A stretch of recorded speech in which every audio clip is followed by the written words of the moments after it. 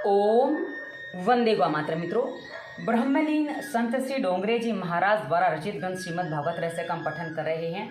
हम दसम स्कंद के पूर्वार्ध भाग में प्रवेश कर चुके हैं।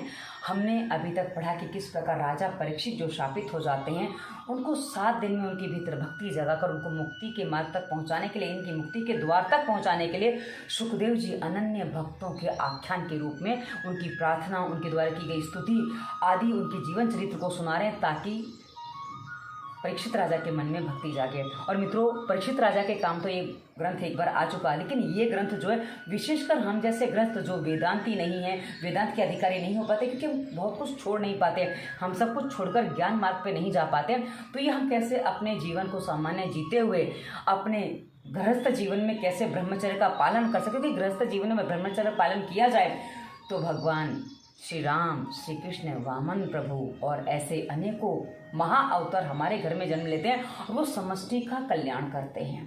मित्रों, आज गृहस्थ जीवन भ्रष्ट हो गया है, उसमें वासना प्रधान हो गई है, इसलिए हमारे बालक भी रोगी हो गए हैं। और यदि आप इस कथा को ध्यान से सुनते, समझते और जीवन में उतारते हैं ना, तो आप देखेंगे कि किस तरह की पति पत्नी दोनों ही भक्ति भाव से जीवन जिएं और साथ ही भक्ति भी करें और संसार भी जिएं, तो किस प्रकार उनका जीवन उन्नत होता है और वो अपने आप को जीवन मुक्त कर सकते हैं। ये उसी की कथा है। पिछले अंक में हमने जाना था कि किस प्रकार श्री कृष्ण के जन्म के बाद गोपियाँ जो उल्हाना लेके आती थी कि भाई तुम्हारा लल्ला हमारे घर का मक्खन खा जाता, चोरी करता वगैरह वगैरह, तो मैया विचार करती हैं कि लल्ला को मैं अपने ही घर का मक्खन खिलाऊंगी। तो सुबह सुबह दधी मंथन करती, उसमें एक भूल उनसे हो जाती है जिससे कन्हैया फिर रुष्ट होकर, क्रोधित होकर अपने ही घर का माखन उस दिन उड़ा देते हैं। अब कन्हैया ने अपने ही घर का माखन आज उड़ाया है, अपने ही घर का माखन आज अपने मित्रों को और वानरों को खिलाया है। तो कन्हैया से मैया जरा क्रुद्ध हैं और क्रोधावस्था में वो क्या करती हैं, वो कथा हम आज पढ़ने जा रहे हैं।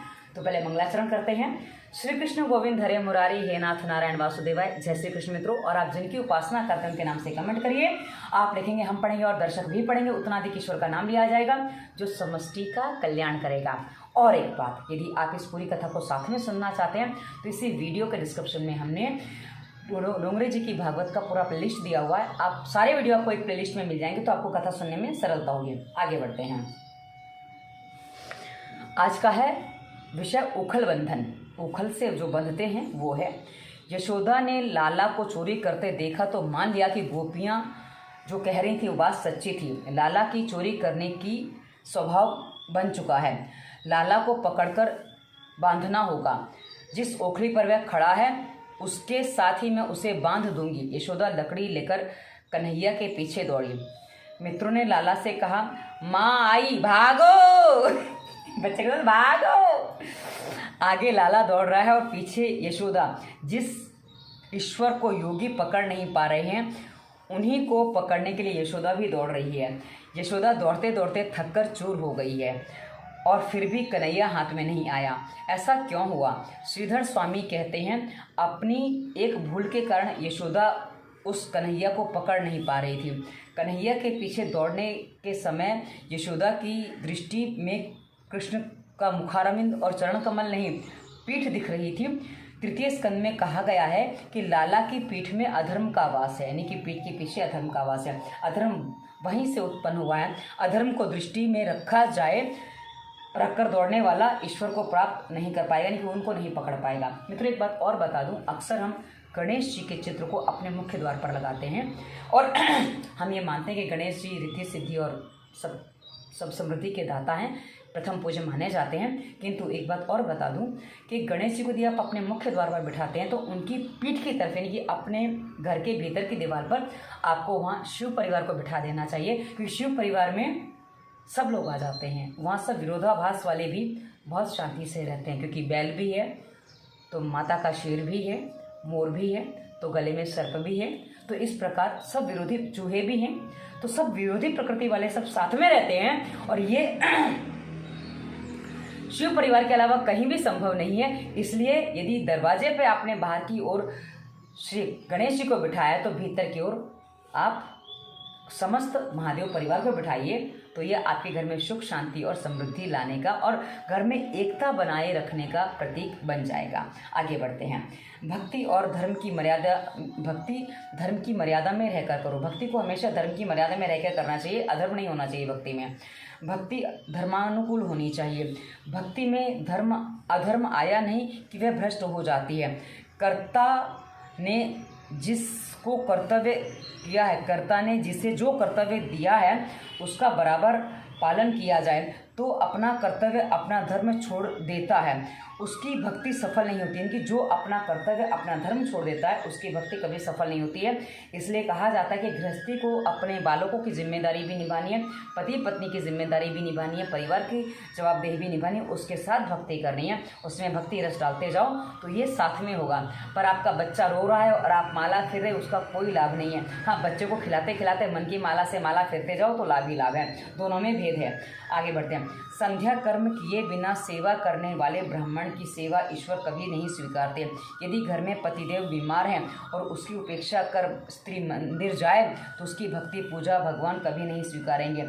अपने पति और संतान की उपेक्षा करके कथा कीर्तन करने वाली या मंदिर जाने वाली स्त्री की सेवा कभी सफल नहीं होती, क्योंकि अक्सर स्त्रियाँ ऐसा करती हैं। आज मेरा व्रत है, तुमको पता है ना, तो मुझे परेशान नहीं करना। व्रत कर रही हो तो घर वालों पर उपकार नहीं कर रही हो, तो अपने व्रत में अपने मन को शांत रखो, वो आपका पहला कर्तव्य बनता है और सभी जिम्मेदारियों के साथ आप वो करोगे तो आपका व्रत सफल होगा, अन्यथा राम नाम सत्य है वाला किस्सा हो जाता है। प्रभु कहते हैं कि मुझे कर्तव्य की धर्म की मर्यादा बड़ी प्रिय है। उनकी भक्ति करते समय कर्तव्य और धर्म की मर्यादाओं का पालन करना ही चाहिए। यशोदा लाला को पकड़ नहीं पा रही है क्योंकि वह भक्ति अर्थात अधर्म के पीछे दौड़ रही थी, यानी कि पीठ दिख रही थी ना, इसलिए। एक महात्मा दूसरा भी कारण बताते हैं कि यशोदा के हाथ में लकड़ी थी, हाथ में लकड़ी थी ना, लकड़ी लिए पकड़ने वह दौड़ी। वह लाला को भाता नहीं है, उसे डर लगता है। लकड़ी अभिमान का प्रतीक है। पुष्टि संप्रदाय तो लाला को की सेवा करने को कहता है। लकड़ी लेकर दौड़ने का अर्थ है कि अभिमान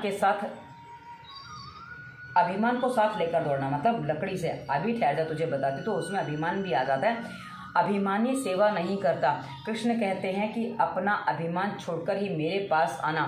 तो वल्लभाचार्य जी कहते हैं कि भक्ति यदि अभिमान को अपने साथ ही लेकर भगवान को पाने चलेगी तो कभी सफल नहीं होगी। यशोदा जी बुद्धि भक्ति लकड़ी अभिमान को लिए वे कन्हैया को पकड़ने चली है तो पकड़ नहीं पा रही है।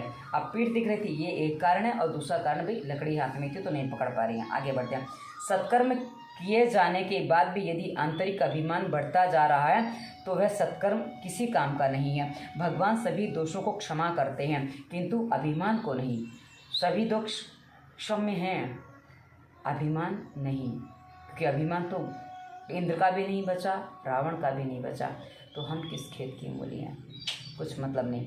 ब्रह्मा का भी चूर चूर किया था, ब्रह्मा का भ्रम भी निकाला था, आगे आएगी कथा भी। अभिमान होने से भगवान की उपेक्षा होती है। अभिमान करने जैसा जब कुछ है ही नहीं तो फिर किस बात का अभिमान करें और क्यों करें। राजा को रंक बनाते हैं, रंक को राजा बनाते हैं, लाख को भस्म बना देते हैं और उन्हें बिल्कुल इस काम को करने में विलंब नहीं होता है। बहुत सारा वैभव है और वह क्षणों में अच्युतम केशवम हो जाता है, फिर भी हम अभिमान क्यों करते हैं। मतलब कितना भी बड़ा वैभव हो, पल में सब स्वाहा हो जाता है। राजा हरिश्चंद्र की कथा आपने सुनी होगी कि एक बार में दान किया और कहाँ महलों में रहने वाले कहाँ भिखारी बन गए। हमने पांडु की कथा पढ़ी, द्यूत क्रीड़ा में सब कुछ हार गए और सब छोड़ छाड़ के वन चले गए, और वन में भी शांति से थे क्योंकि ईश्वर भजन कर रहे थे। और दुर्योधन महलों में भी शांति से नहीं था क्योंकि वो कुछ और ही विचार रखता था। आगे बढ़ते हैं। यशोदा दौड़ते दौड़ते थक गई हैं, फिर भी कन्हैया हाथ ना लगा। अब लकड़ी भी बोझ सी लगने लगी, उन्होंने लकड़ी फेंक दी। कन्हैया भी तो यही चाहता था कि माता लकड़ी अर्थात अभिमान को छोड़ दे। माता ने लकड़ी फेंक दी तो कन्हैया ने केवल रुक गया, किंतु मैया के पास वापस आने लगा। यशोदा ने श्री कृष्ण का मुख देखा, मुख दर्शन हुआ और लाला पकड़ में आ गया। लाला के मुख में धर्म निहित है। लाला का मुख दिखते ही लाला पकड़ में आ गया। त्यक्त्वा यष्टिम, माता यशोदा ने लकड़ी अभिमान का त्याग किया। साधना साधना रहित हुई तो कन्हैया पकड़ा गया। व्यवहार में भक्ति में दैन्य भाव की आवश्यकता है। जब तक जीव अहंता ममता को नहीं छोड़ता तब तक भगवान मिल नहीं पाते हैं। जब तक मैं कायम है तब तक भगवान दर्शन नहीं हो पाता है। मैं है वहाँ हरि नहीं है। कन्हैया रोने लगा तो माता ने कहा, हाँ मुझे ज्ञात है कि तू झूठ मूठ रो रहा है। बाल मंडली को दुख हुआ कि कन्हैया अर्थात उनका अध्यक्ष पकड़ा गया है।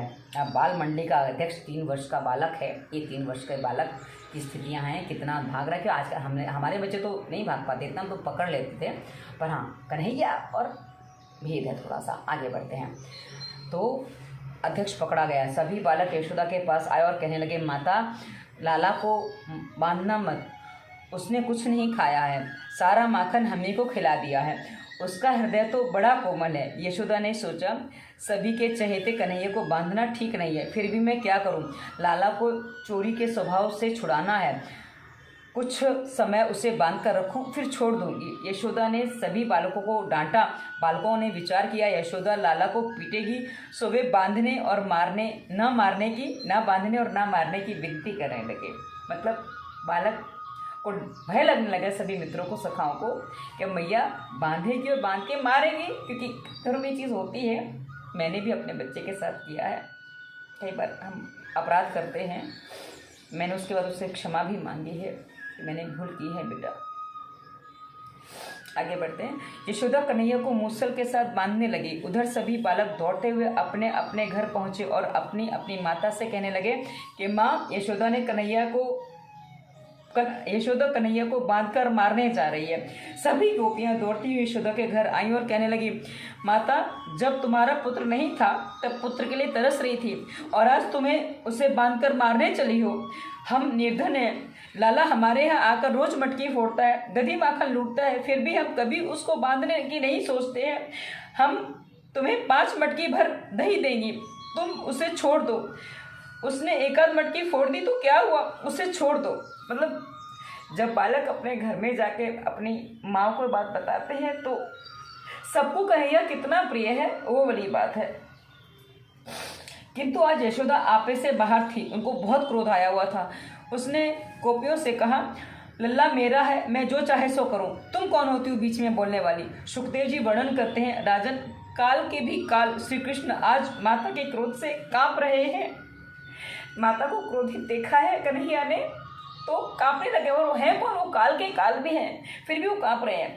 यशोदा जी बालकृष्ण को मूसल से बांधने लगी। अब अचरज की बात यह हुई कि उन्होंने जो रस्सियाँ लाई और सबकी सब 2 अंगुल छोटी, बस इतनी सी रस्सी छोटी पड़ जाती थी, बांध नहीं पाती थी, और सबकी सब 2 अंगुल छोटी निकली और वो जोड़ती गई, हर रस्सी में जोड़ लगाती गई, और जोड़ने के बाद भी वो 2 अंगुल छोटी रह जाती। मतलब पूरे घर की रस्सियाँ, सारी रस्सियाँ जोड़ ली, फिर भी वो अंत में 2 अंगुल छोटी है, तो उतनी 2 अंगुल छोटी रस्सी रह जाती है और वो कन्हैया बंधते नहीं है। एक दूसरे के साथ, दूसरी तीसरी के साथ इस प्रकार बहुत सी डोरियां जोड़ी, फिर भी 2 अंगुल भर छोटी रह जाती थी। श्री कृष्ण के स्पर्श होने के कारण मानो डोरी का स्वभाव बदल जाता था। यज्ञ करने से, तीर्थ यात्रा करने से, ब्राह्मणों को भोजन कराने से स्वभाव नहीं सुधरता है, किंतु जो हृदय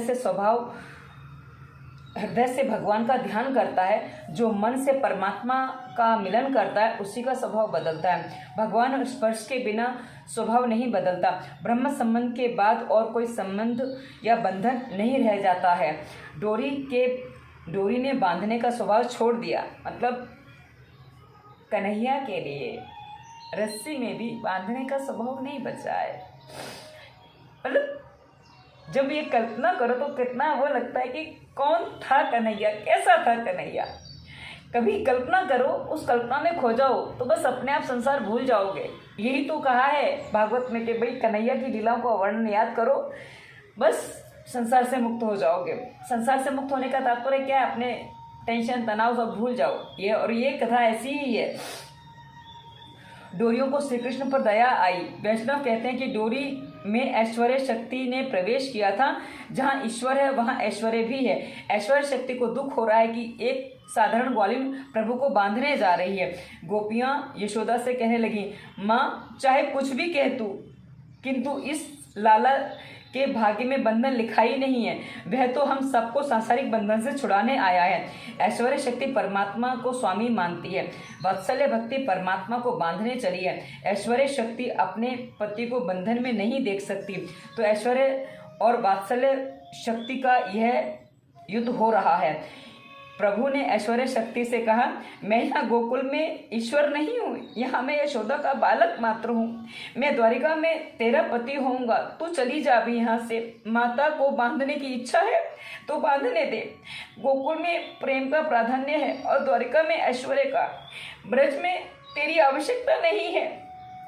ऐश्वर्य से कहते हैं, ब्रज में तेरा कोई काम नहीं है। गोकुल लीला में वात्सल्य भाव और पौंड्रक लीला में सख्य भाव प्रधान है। गोपी लीला में माधुर्य भाव प्रमुख है। गोपी में प्रेम माधुर्य। तो ऐश्वर्य शक्ति से ने डोरी से विदाई ली। घर में जितनी भी डोरियां थी सभी की सभी समाप्त हो गईं। फिर भी कन्हैया बंध नहीं पाया। यशोदा जी आश्चर्य में डूब गईं और गोपियां हास्य में। गोपियां मानो कह रही थी, भगवान इस तरह कभी नहीं बंधते हैं। भगवान सभी से कह रहे हैं, हमारे बीच मात्र 2 अंगुल का भेद है। ये 2 अंकुल हैं, अहम और ममता। जिसके मन में अहम और ममता शेष है वह मुझे कभी नहीं बांध सकता। ममता अर्थात मैं और मेरापन, अहंकार यानी कि अहंकार तो सबको पता ही है, और मेरेपन की जो भावना है वो ममता है। ईश्वर से मेरापन हो ठीक है, और किसी से जो संसार से मेरापन है वो मोह है, वो बड़ी बात है। परमात्मा को त्रिगुणात्मक माया डोरी बांध नहीं सकती। भगवान तो केवल प्रेम की डोरी से ही बंधते हैं, और वह भी उनकी इच्छा होने पर ही। श्री कृष्ण ने देखा कि माता थककर पसीना पसीना हो गई है, तो दयावश होकर बंधन में बंध गए। भगवान कहते हैं, जब मैं कृपा करता हूँ तभी बंधता हूँ, उसके अलावा मैं बंध नहीं सकता हूँ। इसलिए अब उनको लगा तो अब वो बंध जाते हैं। हाँ, आगे बढ़ते हैं। भगवान लौकिक डोरी से नहीं, प्रेम की डोरी से बांधे जा सकते हैं। भक्तों के प्रेम के अलावा और कुछ भी मुझे नहीं बांध सकता। जब तक ईश्वर कृपा नहीं करते तब तक उसे कोई बांध नहीं पाता। कृष्ण स्वेच्छा से बंध गए। जीव अपने स्वार्थ के हेतु विविध बंधनों में फंसता रहता है। परमात्मा ने निष्क्रिय होने पर भी आज बंधन को स्वीकार कर लिया है। जब भगवान बंधते हैं तब जीव बंधन मुक्त हो जाता है, उसका उद्धार हो जाता है। ज्ञान और योग नहीं, शुद्ध प्रेम लक्षण भक्ति ही ईश्वर को बांध सकती है। ईश्वर जब तक प्रेम डोर से बंध नहीं जाते तब तक जीव का माया बंधन नहीं छूट पाता। कहा ना, विश्वामित्र ने 60,000 वर्ष तप किया, ज्ञान तो उनके पास था ही, फिर भी मोह माया में फंस गए। और जो भक्ति में लीन हो जाता है उसको मोह माया सब छूट जाती है। ईश्वर को उनके पेट पर बांधा गया तो उनका नाम दामोदर पड़ गया। बोलो दामोदर भगवान की जय। जब तक परमात्मा को प्रेम से बांधा ना जाए तब तक संसार का बंधन बना रहता है। मतलब ईश्वर को बांधोगे तो संसार का बंधन छूट जाएगा। जो ईश्वर को बांध सकोगे तो जन्म मृत्यु के बंधन से छुटकारा होगा। जो ईश्वर को बांध सकता है वह स्वयं छूट सकता है। ईश्वर सर्वश्रेष्ठ क्यों है? कारण यह है कि वे अपना कोई आग्रह या ममता नहीं रखते हैं। जीव आग्रही होता है, ईश्वर अनाग्रही होता है। जीव दुराग्रही है, अपनी जिद छोड़ना नहीं चाहता। जीव यदि अनाग्रही बन सके तो वह ईश्वर बन जाता है। भगवान भक्तों के आग्रह के आगे नतमस्तक हो जाते हैं, ईश्वर भी नतमस्तक होते हैं। भक्तों के आग्रह का वे सम्मान करते हैं।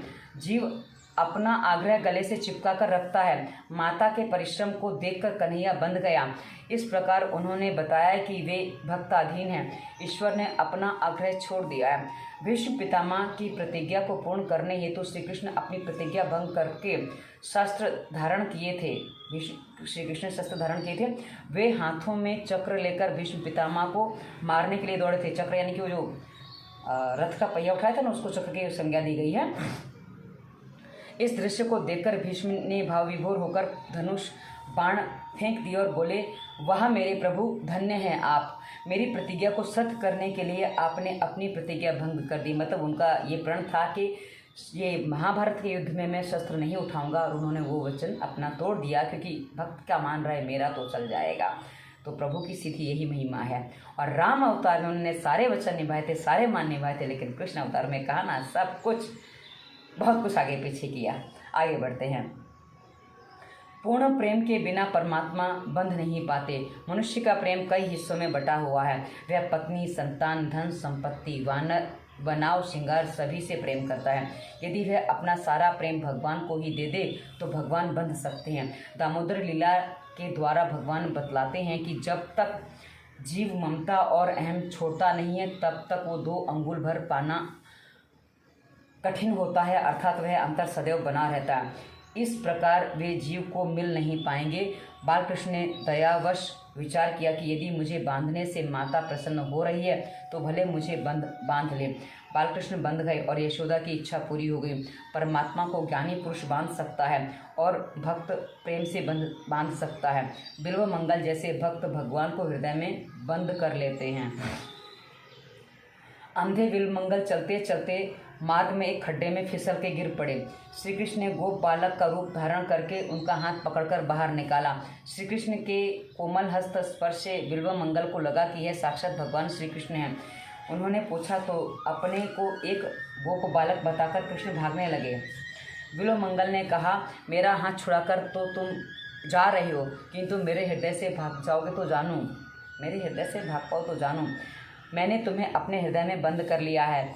हाथ छुड़ाए जात हो, वहाँ छुड़ाए जात हो, हमने यहाँ हाथ लिखा हुआ है, मैंने बचपन से वहाँ छुड़ाए।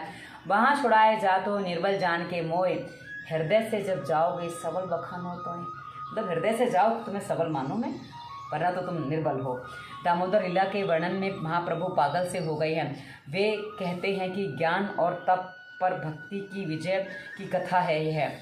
श्री कृष्ण ने के मथुरा गमन के समय यशोदा जी उनसे विनती की कि उस डोरी से बांधने का प्रसंग भूल जाना, मन में ना रखना। श्री कृष्ण ने कहा, मैं तो कब का भूल चुका हूँ, किंतु तुम भी भूल जाना। मैं तो यही याद रखूँगा कि तुमने कभी मुझे प्यार की डोर से बांधा था। मैं द्वारकाधीश बनूंगा, 56 कोटि यादवों का सम्राट बनूंगा, 16,000 रानियों का पति बनूंगा, फिर भी तेरे प्यार के बंधन में बंधा रहूँगा। तेरे अलावा कोई मुझे नहीं बांध सकता है, मुझे और कोई बांध कभी नहीं पाएगा। मैं किसी और का नहीं, 16,000 रानियों का नहीं, केवल तेरा हूँ। तेरे प्रेम के बंधन में मैं सदा याद रखूँगा, तेरे प्रेम के बंधन को मैं सदा याद रखूँगा। तेरा प्रेम कभी नहीं भुलाया जा सकता। जब मथुरा छोड़ते हैं ना, तो मैया यशोदा जब रोती हैं तो कन्हैया उनको ये कहते हैं। इस चरित्र में यशोदा की विजय है, ज्ञान तपश्चर्या नहीं भक्ति की विजय है।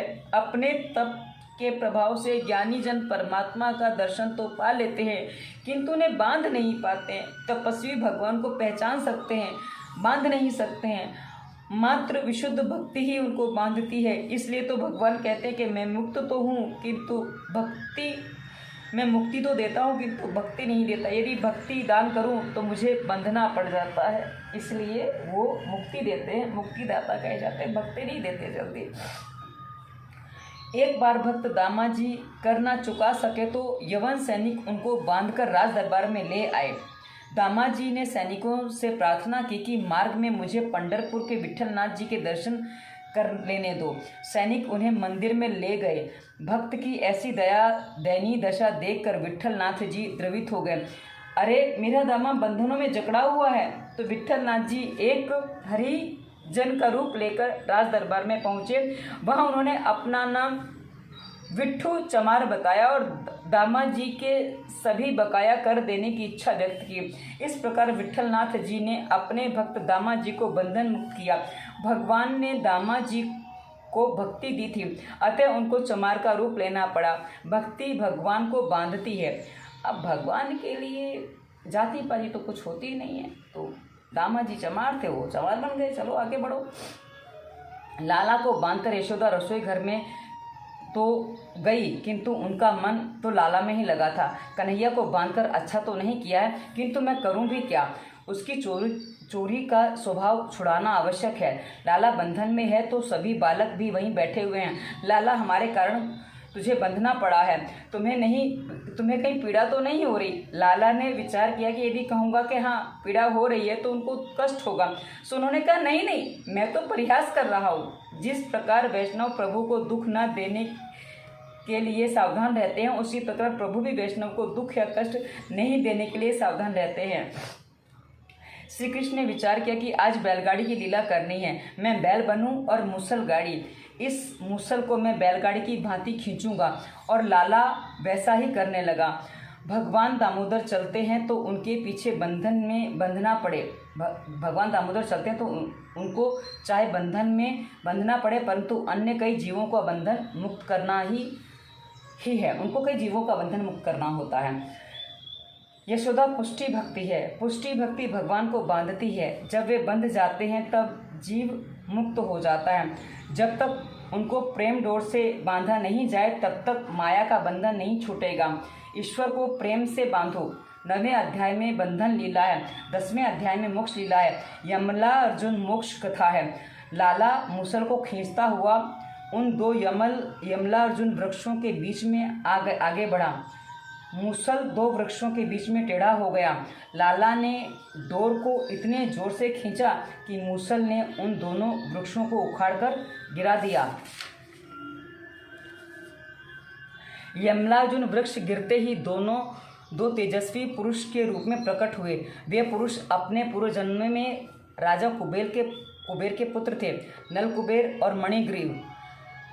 इन दो लक्ष्मी नंदन यक्षों को नारद जी ने शाप के कारण वृक्षों का अवतार लेना पड़ा था। मतलब नारद जी ने इनको लक्ष्मी नंदन, यानी कि कुबेर जो है ना, कुबेर लक्ष्मी धन के स्वामी कहे जाते हैं, इसलिए कहा जाता है कि वे लक्ष्मी नंदन उनको कहा गया है। लक्ष्मी के पुत्र हैं।